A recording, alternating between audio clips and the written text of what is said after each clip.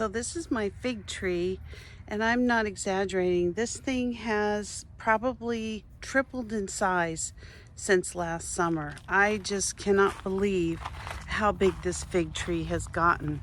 So most of my figs on this tree are still green, but I did notice this morning that I'm starting to get some brown ones. So I just want to pick those really quickly. I did pick a couple already, but as you can see, there's a couple hidden. Now I've got one of my hands has a glove on it. So I'm just going to show you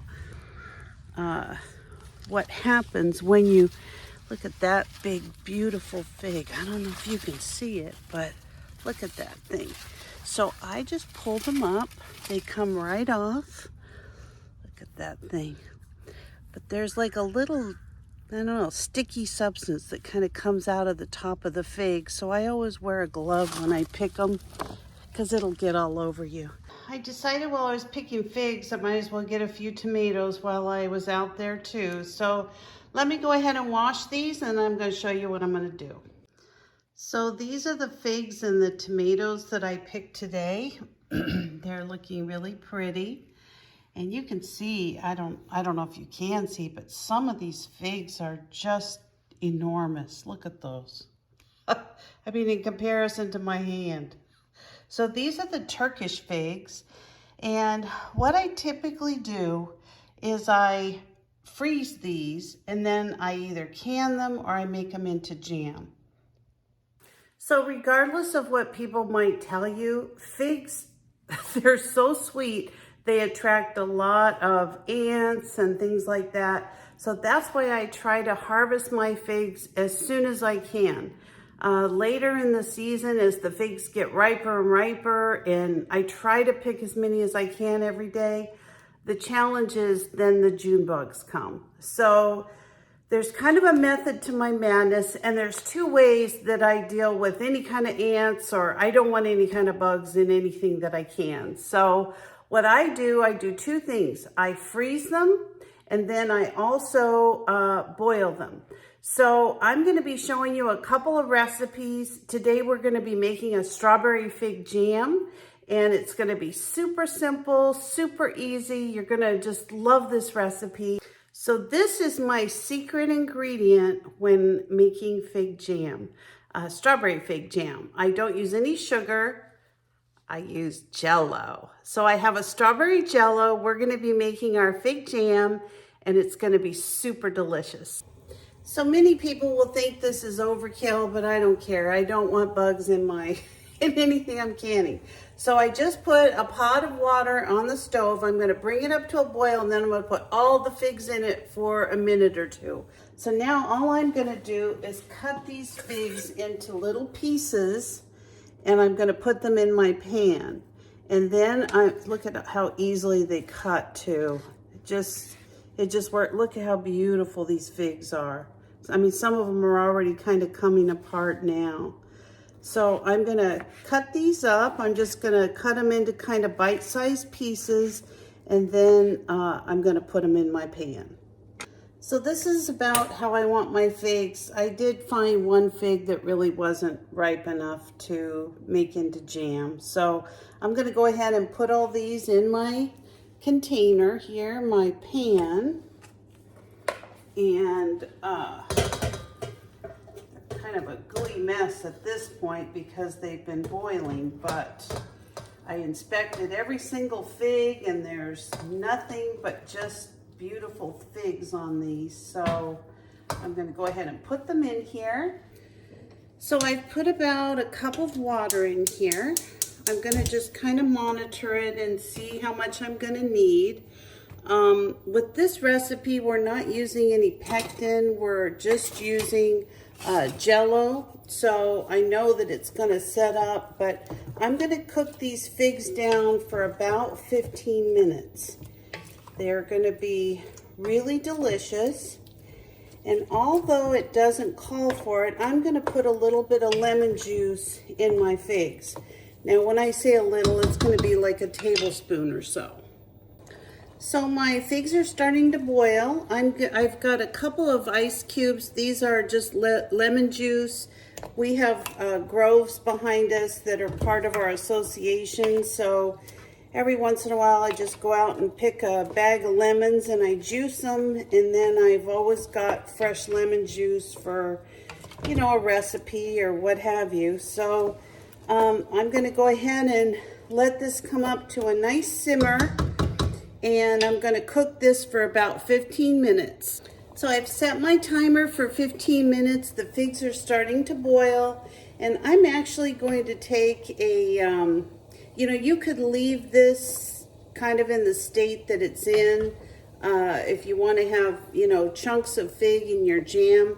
But I'm actually going to take an immersion blender and I'm going to blend it all up before I add my Jello. So this is what it looks like. It actually is kind of the consistency of applesauce. I did leave a couple little, you know, cut up pieces in there. I didn't completely blend it down, but this is what I have. So I have it on medium low right now. I got to kind of keep stirring it because I don't want it to splatter.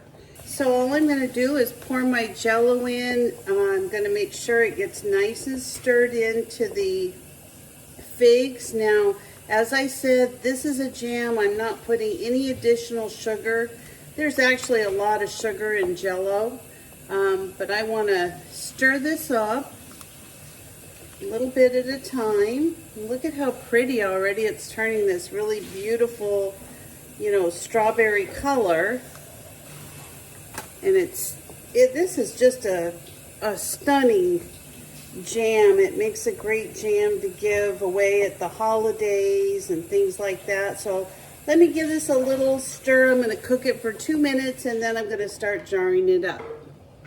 Okay, I've got some hot jars here. I'm just going to ladle in some of this fig strawberry preserves, or jam, I guess you'd call it. I don't know. So I'm going to go ahead and fill this up to about 1/4 of an inch from the top of the jar. I'm going to top them off in a minute, and I will get these all filled up, and then I'll show you the next step. So one of the things that I always do is I make sure that I have different sizes of canning jars. So I've got 3 pints here, but I can see that I'm not going to have enough to do another full pint. So I've got a 1/2 pint jar here, and I'm going to go ahead and just fill this up. As you can see, I'm just barely going to have enough for a 1/2 pint. I'm actually going to put this down and use this.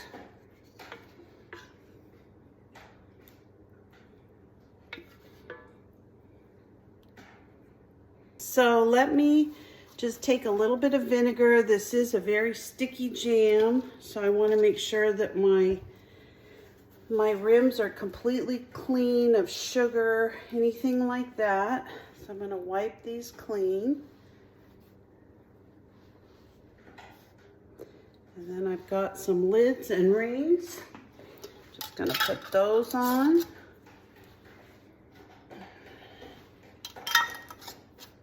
Like so. You're going to put them on finger tight, just like any of the other things you're canning. And I'm going to put this in the canner. When it comes up to a boil, I'm going to boil it for 10 minutes, and then I'll show you how it looks.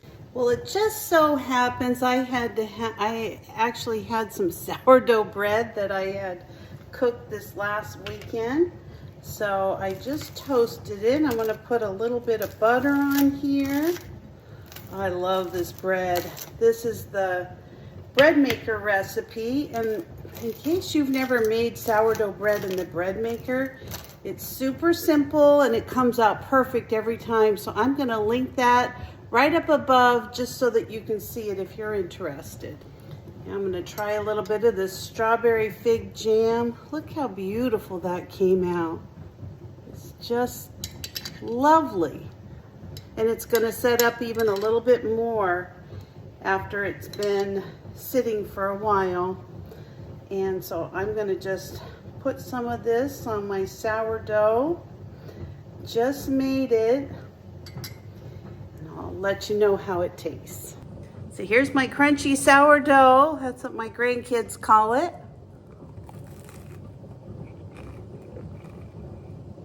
Mmm. Mmm. Mmm. That is so delicious. Mmm. Perfect. Give me a minute. Hard to talk with your mouth full. So anyway, this is my beautiful strawberry fig jam that I just made with the figs fresh off my tree.